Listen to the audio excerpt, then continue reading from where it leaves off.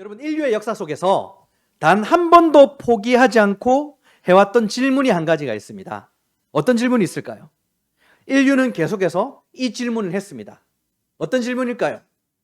여러분의 질문이기도 하고 저의 질문이기도 했어요. 바로 어떻게 하면 잘 살 수 있을까입니다. 어떻게 하면 잘 살 수 있을까?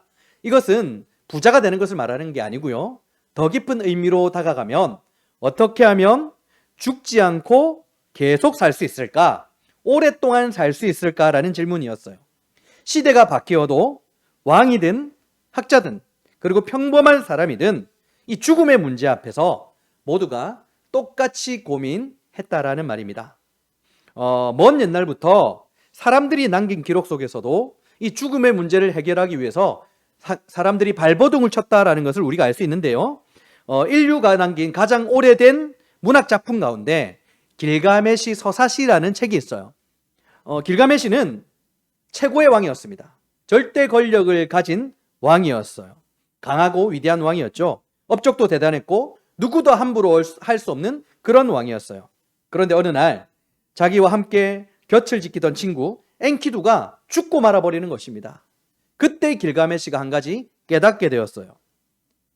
아, 나도 저렇게 죽을 수 있구나. 여러분, 그 순간부터 길가메시는 모든 것을 가지고 있던 위대한 왕, 강한 힘을 가진 왕이 아니라 죽음 앞에 연약한 존재가 되었을 뿐이에요. 그래서 그는 불멸을 얻었다라는 어떤 한 사람을 찾아 여행을 떠나기 시작합니다. 그리고 한 가지 방법을 알게 되었어요. 그것은 젊음을 되돌려 준다라는 식물을 가지면 된다는 것입니다. 결국 길가메시는 그 식물을 손에 쥐게 되었습니다. 그런데 이 이야기가 너무 허망하게 끝이 나요. 길가메시가 잠에 들어있을 때 뱀이 다가와서 그 식물을 가져가 버렸다라는 것입니다. 이 뱀이 문제인 거예요. 창세기도 뱀이 등장했는데, 그런데 이 이야기가 우리에게 하고자 하는 것은 생명을 인간의 힘으로는 붙잡아 둘 수 없다라는 거예요. 여러분, 인류 가운데 이 가장 오래 살겠다, 계속해서 살겠다라는 대표적인 사람이 한 명 있었죠. 바로 중국을 통일했던 진시 황제입니다. 여러분, 그는 사실상 세상의 모든 것을 손에 넣었던 사람이죠. 광대한 영토가 있었고 절대 권력을 쥐고 있었습니다. 그런데 딱 한 가지 자기의 힘으로 할 수 없는 게 있었어요. 그것은 바로 시간, 죽음의 문제였던 거예요. 여러분, 진시황은 죽음을 피하기 위해서 불로장생을 꿈꾸며 여러 연금술사들을 불렀대요. 그리고 그들을 통해서 죽지 않기 위해서 그들이 만든 장생불사의 약을 먹었는데요. 그 약은 오늘날로 치면, 그 자료를 보면 인체에 치명적인 독, 바로 수은이 조금씩 들어있던 약이었대요. 여러분, 진시황이 오히려 비교적 젊은 나이에 갑자기 세상을 떠났거든요. 어떤 이유 때문일까요? 죽지 않기 위해서 먹었던 그 장생불사의 약, 그 약 때문에 그는 죽은 거예요.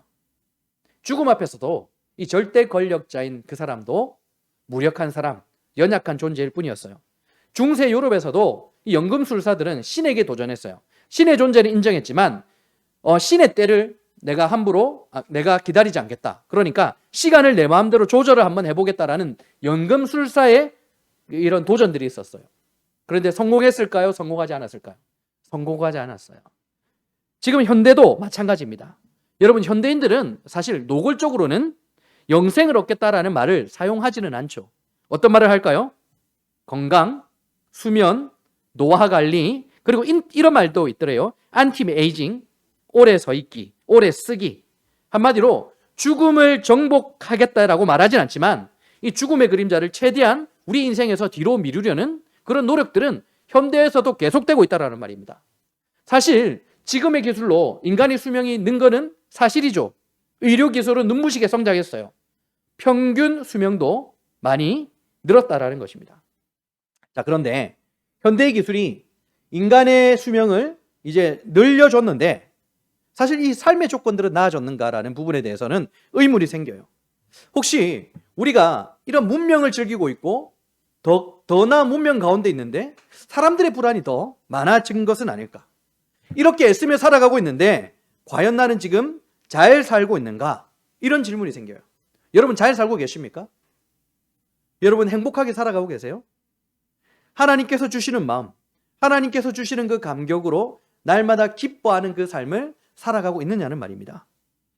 여러분, 인류는 어떻게든 역사 내내 잘 살아보려고, 죽지 않으려고, 오랫동안 살려고 안간힘을 다 써왔어요. 그런데 아무런 답을 찾지는 못했습니다. 그리고 더 중요한 건 오래 사는 법을 계속해서 고민해왔지만 정말 중요한 게 있었는데요. 어떤 게 의미 있는 삶인지, 누구와 함께 살아야 하는 것인지를 깊게 고민하지 않았다라는 맹점이 있었다라는 거예요. 그렇다면 여러분, 오늘 본문의 말씀은 우리에게 무엇을 질문하고 있을까요? 여러분, 과연 성경에서 가장 오래된 사람들, 오래 살았던 사람들이 오늘 말씀에 등장하고 있는데 그 사람들이 가장 많은 복을 받은 사람일까요? 오늘 창세기 5장을 여러분들이 한 번만 펴보세요. 1절부터 5절까지만 읽었는데 그 이후로 어떤 내용들이 있습니까? 누가 태어났고, 누구를 낳았고, 언제 죽었더라. 아담으로부터 시작되는 족보 이야기가 있어요. 그런데 사람들이 한결같이 800년 900년 살았어요. 성경에 기록된 사람 중에 가장 오래 산 사람은 누굴까요? 969년을 살았던 누구? 무두셀라예요. 예전에도 한번 말씀드렸지만 제가 처음 예수를 믿고 이 장면에서 기절하는 줄 알았습니다. 이게 사실이라도 하나님은 이거를 성경에 기록했으면 안 됩니다라고 내가 고백했어요. 왜요? 안 믿기잖아요. 그죠? 그런데 사실 그때 성경에 나오는 이야기들이 안 믿기는 내용이 너무 많았어요. 제가 예수를 믿어도. 하지만 예수님께서 한 가지 깨달음을 주셨어요. 예수가 인간의 몸을 입고 이 땅에 온 걸 네가 믿니? 네, 믿습니다. 너를 대신하여 십자가에 죽은 거 믿니? 네, 믿습니다. 사흘 만에 부활하신 거 믿니? 네, 믿습니다. 그 이후에 하늘로 올라간 거 믿니? 네, 믿습니다. 그런데 네가 못 믿을 게 뭐야? 라고 묻더라고요. 하나님이 계시고 그분이 나를 위해서 죽으시고 부활하시고 승천하신 걸 내가 믿는데 못 믿을 게 뭐가 있느냐? 그때부터 800년 살고 900년 산 것을 믿게 되었던 것이죠. 그런데 중요한 건 제가 그때는 성경적인 지식이 없어서 몰랐는데 그때는 정말 오래 산 거에 대해서 눈이 계속 갔던 거예요. 하지만 오늘 내용은 누가 오래 살았는가? 이게 주목할, 강조하는 내용이 아니에요. 오히려 매 구절마다 끊임없이 어김없이 반복되는 말이 있죠. 그리고 그는 죽었더라예요. 그리고 그는 죽었더라. 길게 살았어도, 오랫동안 살았어도 죽게 되었다라는 것을 반복하고 있다라는 말입니다. 여러분, 이처럼 창세기 5장은요. 선악을 알게 하는 나무의 열매를 먹으면 네가 죽을 것이다. 제 싹신 죽음, 그 죽음이 실제로 이루어지는 장면을 우리에게 말해주고 있는 거예요. 아무리 건강을 철저하게 준비해도 내가 생각하고 계획하고 많이 준비를 해도 이 죽음이라는 장벽을 넘을 수는 없다라는 것을 우리에게 보여주고 있어요. 그래서 우리가 애쓰고 있는 인생을 하나님께서 딱 두 문장으로 오늘 정리해주고 계세요. 어떤 걸까요? 오늘 인간의 인생을 딱 두 문장으로 정리하면 살았더라, 죽었더라예요. 다른 게 없어요. 이름 등장하고 살고 죽은 거예요. 그런데 이러한 계보 가운데 특이한 한 사람이 등장하고 있습니다. 5장의 족보 흐름을 깨뜨리는 사람이 있죠. 누구일까요? 21절부터 봅니다. 5장 21절부터 24절까지 제가 읽습니다. 에녹은 65세에 무두셀라를 낳았고 무두셀라를 낳은 후 300년을 하나님과 동행하며 자녀들을 낳았으며 그는 365세를 살았더라. 에녹이 하나님과 동행하더니 하나님이 그를 데려가심으로 세상에 있지 아니하였더라. 아멘. 여러분, 창세기 5장의 족보를 보시면 사람들은 죽었다라는 기록으로 마무리를 하죠. 그런데 에녹은 죽음을 보지 않고 엘리야처럼 하늘에 들려 올라간 거예요. 하나님 곁으로 그냥 갔어요. 여러분, 에녹은 가장 오래 산 사람이 아니에요. 그러나 죽음을 건너간 가장 복된 사람이 되었죠. 여러분, 에녹이 죽음을 건너간 가장 복된 사람이 될 수 있었던 비결이 무엇입니까? 바로 하나님과 동행하였더라라는 거예요. 여러분, 우리는 이런 에녹을 보면서 에녹의 실력을 보려고 해요. 그가 얼마나 남들보다 거룩하게 살았는지, 그가 얼마나 대단한 기도를 했는지를 알고 싶어요. 그런데 에녹의 특별함은 그의 업적이나 그의 능력에 있지 않아요. 그가 하나님과 함께 걸었다는 이 사실 한 가지가 죽음을 건너가서 하나님 곁에 가게 된 것, 이 특별함, 그를 복되게 했다라는 것입니다. 여러분, 이것은 인간의 능력, 인간의 업적을 보여주는 내용이 아니라 하나님의 방식을 우리에게 설명해 주고 있는 내용이라는 거예요. 여러분, 동행이라는 게 뭡니까? 동행. 함께 걷는다라는 거잖아요. 자, 함께 걷는다. 잘 보세요. 제가 어린아이인 둘째 딸과 함께 손을 잡고 걷는다 생각해 보세요. 이 아이와 제 둘째 딸과 함께 걷기 위해서는 제가 어떻게 걸어야 돼요? 둘째 딸아이의 짧고 느린 걸음걸이에 제 속도를 맞춰야 되겠죠. 그게 바로 함께 걷는 거예요. 에녹이 하나님과 동행했다라는 것은 그가 하나님보다 앞서 달려가서 자신을 가시했다라는 게 아니에요. 하나님보다 뒤처져서 고집을 부리고 있었다라는 내용도 아니에요. 에녹은 300년 동안 하나님의 보폭에 맞추어서 함께 걸었다라는 것입니다. 이것은 인간의 대단한 실력을 자랑하는 얘기가 아니라 내 실력으로는 한 걸음도 갈 수 없으니까 내가 하나님 곁에만 붙어 있겠습니다. 철저한 항복의 선언이었다라는 거예요. 여러분, 하나님은 에녹의 어떤 업적을, 대단한 성취를 보신 것이 아니라 그가 지금 누구의 손을 잡고 있는가, 누구의 손을 의지하고 있는가를 봤다라는 거예요. 여러분, 에녹은요 300년 동안 산속에 들어가서 돌을 닦은 게 아니에요. 우리가 생각하는 그런 모습이 아니에요. 잘 보세요. 300년 동안 하나님과 동행하며 뭐 했습니까? 자녀들을 낳았다라고 하고 있어요. 이것은 에녹이 하나님과 동행할 때 특별한 어떤 장소에 있었다라는 뜻이 아니라 아이들의 울음소리가 들리는 가장의 무게를 짊어지고 있었다는 뜻이에요. 삶의 무게를 짊어지면서도 하나님과 동행하는 삶, 처절한 현장의 삶 가운데서도 그 한복판에서도 하나님만 의지한 삶, 그걸 얘기하는 거예요. 우리와 마찬가지로, 저와 여러분들과 마찬가지로 삶의 무게를 짊어지고 있을 때 하나님과 동행했어요. 에녹은 자신의 일상을 하나님과 함께 걷는 지성소로 바꾼 거예요. 여러분, 이스라엘 백성들이 40년간 광야의 길을 걸었을 때 그들의 발걸음을 옮겼던 것은 무엇입니까? 구름 기둥, 불 기둥이죠. 단 한 가지였어요. 이 기둥은 뭐죠? 철저한 항복을 얘기해요. 구름이 머물면 그들은 거기에 멈춰 서야 돼요. 물이 나오지도 않고 척박한 땅이라 할지라도, 잠자기에 너무 불편한 땅이라 할지라도 구름이 움직이지 않으면 그들은 텐트를 거두면 안 돼요. 그 자리에 그대로 있어야 돼요. 반대로 구름이 떠오르면 구름이 인도하는 대로 가야만 했어요. 아무리 그곳이 머물고 싶은 곳이라 할지라도, 텐트 치고 안락하게 잠을 잘 수 있는 곳이라 할지라도 옮기면 함께 옮겨야 된다는 것입니다. 그것은 어떤 곳이었어요? 내 생각과 내 계획을 완전히 내려놓는, 철저하게 항복하는 곳이었다라는 말입니다. 여러분, 구름이 언제 떠오를지, 언제 멈출지 백성은 전혀 알지 못했어요. 어떤 때는 이틀 만에 구름이 다시 자신의 삶을 옮겼겠죠. 어떤 때는 한 달 만에 구름 기둥이 딱 떠오르더니 자신의 삶을 옮겼겠죠. 어떤 때는 1년 만에 떠올라서 자신들의 삶을 옮겼을지도 몰라요. 하나님은 그렇게 이스라엘 백성들을 오직 하나님과 함께 걷는 훈련을 이스라엘 광야에서 시켰던 거예요. 우리는 내 생각과 내 계획으로 우리의 인생의 지도를 그리려고 하잖아요. 내년에 무엇을 할 것이다라는 지도를 다 그렸을 거예요. 이때쯤이면 이것을 해야지. 이때쯤이면 이 문제를 해결해야지. 내 나이 70이 되면 이 정도는 있어야지. 그런데 여러분, 진정한 신앙은 내 속도를 버리는 거예요. 그리고 하나님의 구름을 바라보는 것입니다. 내가 앞서 달려가 나가는 것이 실력이 아니에요. 주님이 멈추라고 하실 때 멈춰서는 것이 바로 가장 에녹을 복되게 한 능력과 비결인 거예요. 여러분, 다윗은 사울 왕을 피해서 도망갔죠. 아굴람 굴이라는 곳에 숨은 적이 있어요. 그곳이 어떤 곳이었습니까? 왕궁이 아니에요. 한난당한 자, 빚진 자, 마음이 원통한 자 400명이 그 자리에 모여 있었어요. 다윗 곁으로 모여들었어요. 어떻게 했습니까? 그 자리는 소음이 가득한 아수라장이었어요. 삶의 무게가 어깨를 짓누르고 내일의 생사조차도 알 수 없는 그런 처절한 삶의 현장에 다윗이 있었어요. 그런데 다윗은 그 소란스러운 동굴에서조차 무엇을 했을까요? 시편 57편을 보면 그가 이렇게 고백해요.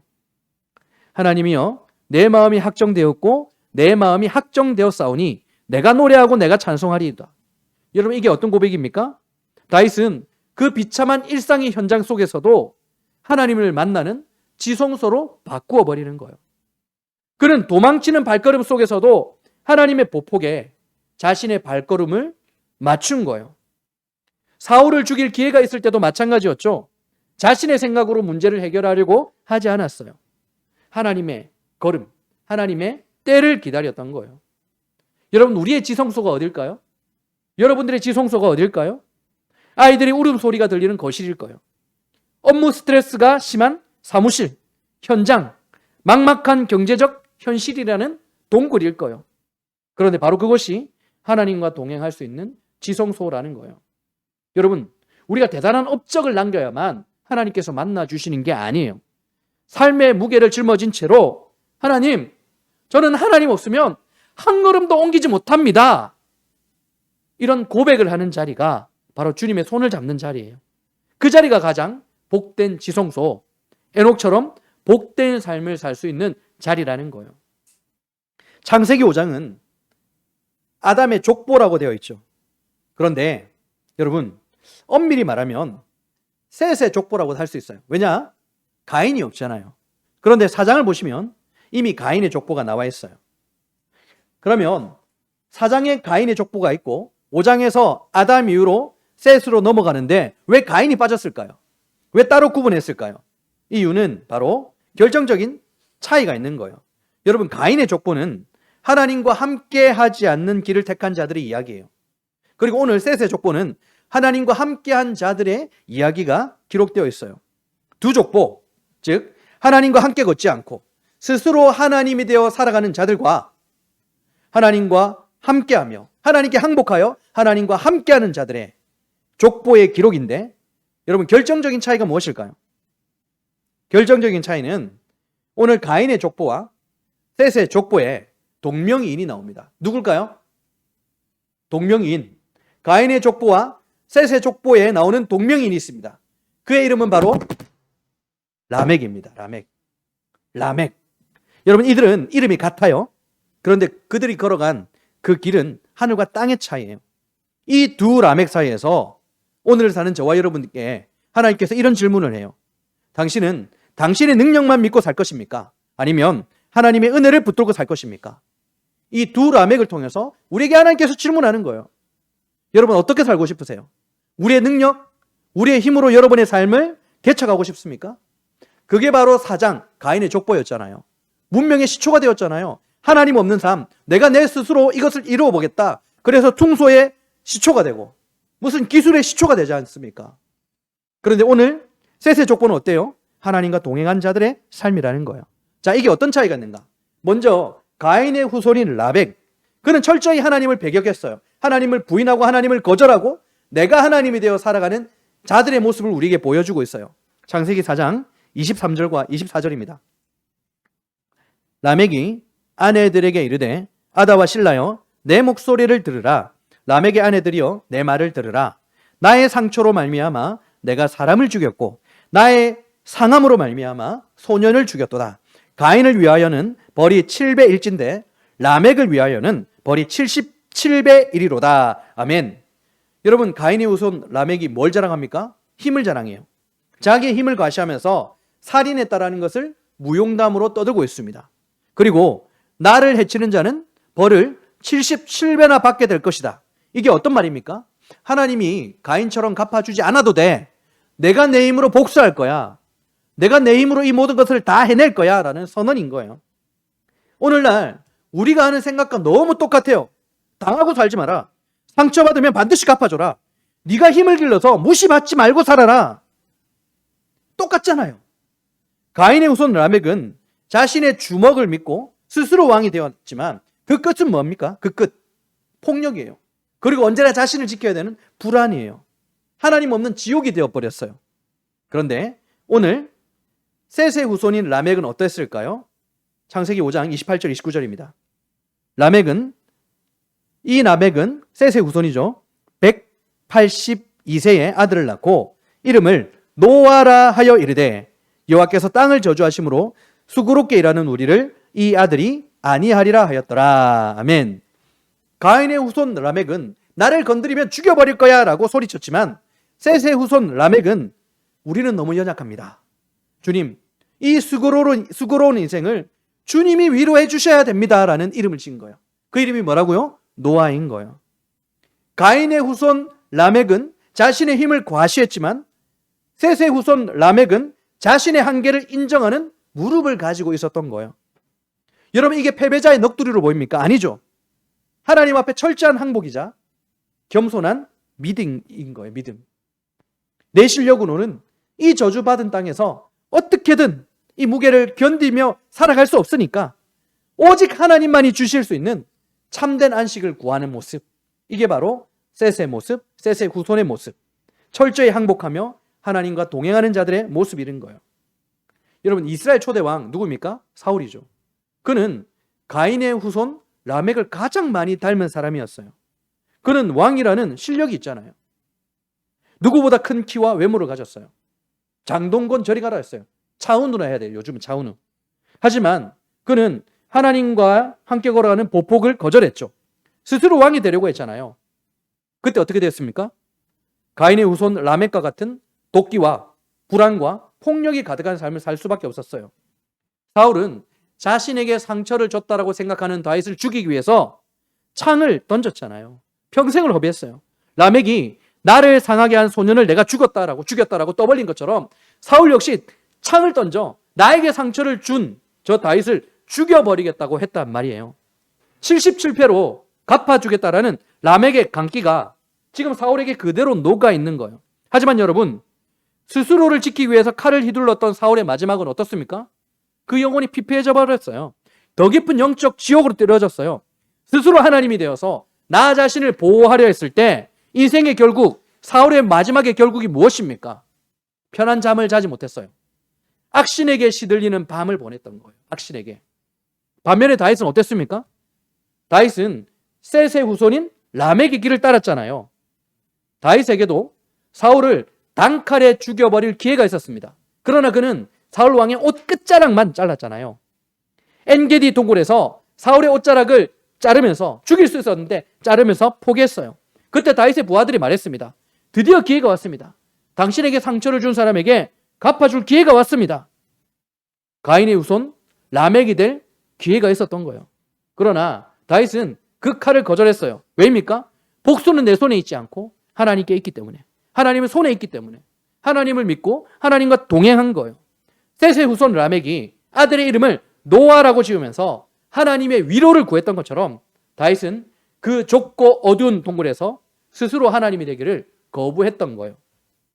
여러분, 다윗은 이렇게 고백했습니다. 내가 내 손을 들어 여호와의 기름 부음 받은 자를 치는 것을 하나님께서 싫어하신다. 여러분, 이게 어떤 고백입니까? 내가 원수를 죽일 수 있어요. 그런데 하나님께서 이것을 싫어하신다라고 했어요. 하나님께 항복하는 거예요. 항복. 거룩한 항복이죠. 내 실력으로 지금 이 상황을 완전히 뒤집을 수 있어요. 하지만 하나님과의 보폭을 맞추기 위해서 내 발걸음을 멈춘 거예요. 다윗은 복수의 칼을 잡는 대신 하나님의 손을 잡은 거예요. 그 결과 광야의 동굴 속에서도 편하게 잠을 자는 참된 안식을 누렸던 거예요. 여러분, 하나님은 태초부터 인간과 함께 하시기를 기뻐했던 분이죠. 에덴 동산에 아담과 하와를 두시면서 하나님은 동행하셨잖아요. 교제하셨잖아요. 결국 죄라는 것은 뭡니까? 하나님과 동행하는 것을 멈추게 하는 거예요. 규칙 위반이나 실수 이전에 하나님과 동행하는 것을 멈추게 되는, 단절되는 무서운 거예요. 하지만 하나님은 포기하지 않으시죠. 인간과 다시 함께 하시기 위해서 구원의 계획을 추진하세요. 성경을 보면 아브라함과 동행하신다고 하잖아요. 이스라엘 백성들과 동행하셨잖아요.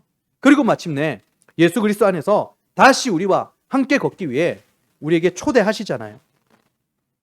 여러분, 예수님은 내가 길이요, 진리요, 생명이라고 말씀하셨어요.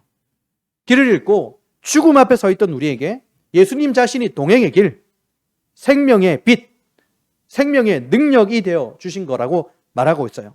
다시 말씀드리지만 여러분, 복음은요, 우리를 오래 살게 하는 게 아니에요. 복음은 뭐예요? 하나님과 다시 함께 살 수 있도록, 다시 함께 걷도록 해주는 은혜라는 거예요. 우리 모두는 오래 살기를 원하죠. 잘 살기를 원하죠. 그런데 정작 하나님은 뭘 원하신다고요? 우리와 함께 걷기를 원하신다라는 거예요. 말씀을 정리하도록 하겠습니다. 17세기의 수학자이자 철학자였던 블레즈 파스칼 이름 들어보셨죠? 파스칼은 원래 연약하고 질병이 많았던 사람이었어요. 그래서 죽음과 고통에 가장 가까웠던 사람이었어요. 그가 이런 글을 남겼어요. 인간의 모든 불행은 혼자 방 안에 가만히 앉아있지 못하는 데서 시작된다. 혼자 가만히 앉아있지 못하는 데서 인간의 불행이 시작되었다라는 거예요. 여러분, 이것은 그가 몸이 아팠기 때문에 죽음과 고통에 가장 가까웠던 사람이기 때문에 비관적으로 했던 말이 아니에요. 죽음과 인간의 유한함을 깊이 깨닫는 한 사람이 하나님과 동행 없는 그 삶에 대해서 그것이 얼마나 공허한지를 깨닫고 한 말이에요. 내가 누구와 함께 걷고 있는가? 이 본질적인 질문 앞에 그는 에녹을 통하여 답을 찾게 된 거예요. 에녹이 하나님과 동행하더니 파스칼은요, 오래 사는 것보다 중요한 것, 바로 하나님과 함께 하는 것, 함께 걷는 것이 중요하다라는 것을 깨닫게 되었던 거예요. 그리고 바로 이 질문이 오늘날 저와 여러분에게도 동일하게 있는 거예요. 사랑하는 여러분, 오늘은 한 해를 보내고 2026년 새해를 맞이하게 되는 송구영신의 밤입니다. 우리는 보통 이 밤에 어떤 기도를 할까요? 내년에는 올해보다 더 잘 살게 해주세요. 내년에는 올해보다 더 건강하게 해주세요. 내년에는 올해보다 더 안정되게 해주세요. 물론 이러한 기도가 우리에게 필요해요. 기도해야죠. 그러나 오늘 하나님께서 우리에게 주시는 말씀은 결이 조금 달라요. 하나님은 오늘 우리에게 이렇게 묻고 계세요. 내년에도 나와 함께 걷겠니? 올해보다 더 잘 먹고 잘 사는 것, 더 오래 사는 것이 우리의 목표가 아니라 내년에 하나님과 함께 걷겠니? 동행하겠니? 라는 게 우리의 목표가 되어야 된다라고 말씀하시는 거예요. 여러분, 예수 그리스도께서 십자가에서 죽으실 때 마지막으로 하신 말이 무엇입니까? 다 이루었다요. 다 이루었다. 이 말씀은 예수님의 생애가 끝났다라는 뜻이 아니죠.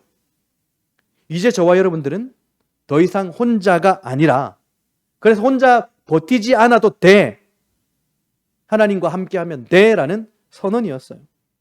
죄와 죽음의 문제를 다 해결하셨기 때문에 이제는 우리가 우리의 시간을 더 이상 붙들고 있을 필요가 없는 거예요. 혼자서 힘겹게 버틸 필요가 없는 거예요. 우리는 우리의 시간을 붙잡고 내년으로 넘어가는 사람이 아니라 하나님의 손을 붙잡고 내년으로 넘어가는 사람들이 되어야 된다는 뜻입니다. 우리 주님은 어제도 오늘도 그리고 영원토록 동일하셔서 내년에도 저와 여러분들과 한결같은 속도로 걷고 싶어 하시는 분이시기 때문입니다. 올 한 해 얼마나 많이 힘드셨습니까? 저도 힘들었어요. 저희 가정도 힘들고 여러분들도 엄청 힘들 거예요. 수아도 지금 엄청 힘들잖아요. 한 명 더 있으니까 얼마나 힘들겠어요. 계단 3층 올라오는데. 불안과 걱정 속에서 여러분 얼마나 숨가쁘게 여러분들이 바쁘게 살아왔습니까? 때로는 너무 버겁고 두려워서 어떤 생각까지 듭니까? 그냥 주저앉고 싶다, 다 포기하고 싶다라는 생각이 많이 들었을 거예요. 그런데 돌아보십시오. 하나님이 여러분들과 하나님이 여러분을 한 번도 떠나신 적이 있을까요? 여러분, 성경은 하나님은 하나님의 백성들을 단 한 번도 떠나지 않았다라고 증거하고 있어요. 우리가 지치고 연약할 때도 하나님은 뒤처지지 않고 우리와 발걸음을 맞추어 걷고 계셨던 것입니다. 늘 함께 하고 계셨어요. 다가오는 새해에도 주님을 변함없이 같은 걸음으로 우리와 동행하시는 분이세요. 그런데 우리가 모를 뿐이죠. 예수의 십자가를 통하여 하나님과 동행하는 삶을 살게 된 저와 여러분들이 또다시 생명의 선악을 알게 하는 나무의 열매를 먹으려 했던 아담처럼, 하와처럼 스스로 하나님이 되기 위해 하나님을 잠시 옆으로 몰아세우고 우리가 계획하고 우리 뜻대로 모든 것을 다 하는 그러한 삶을 우리가 살아왔지 않습니까? 그래서 힘든 거예요. 여러분, 인생에서 가장 힘든 건요, 뭐가 없어서가 아니에요. 내 마음대로 되지 않아서가 아니에요. 왜 힘든 줄 아십니까? 하나님과 함께 하지 않아서요. 하나님이 주시는 마음, 하나님께서 우리에게 부어주시는 그 감동이 없으니까 우리의 인생이 힘든 거예요. 여러분, 내년에는 하나님과 함께 하시기 바랍니다. 하나님은 지금도 저와 여러분들에게 한없이 하나님의 마음을 부어주고자 하시는 분입니다. 우리가 결단하며 하나님께 기도하며 나아갈 때 하나님의 마음을 한없이 부어주시옵소서.